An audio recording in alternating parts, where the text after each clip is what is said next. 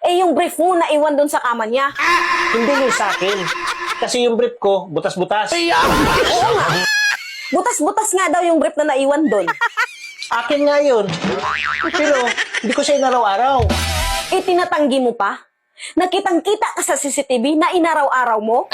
Eh, anong oras ba na nakita mo dun sa CCTV? Sabi ng friend ko, pumupunta ka doon 7 p.m., 8 p.m., and 9 p.m. Hindi nagsisinungaling yan. Oh, sa gabi pala ako pumupunta eh. So, ginabi-gabi ko siya. Hindi ko siya inaraw-araw. Sinungaling siya. Yan ang sabi ko sa'yo eh. Huwag kang basta-basta maniniwala sa kanya. Ano bang meron sa kanya na wala sa akin? Magkaiba ba ang itsura sa kanya at sa akin? Pareho lang. Maliit lang kasi yun sa'yo. Bakit ba gusto mo paglaruan ng mga babae?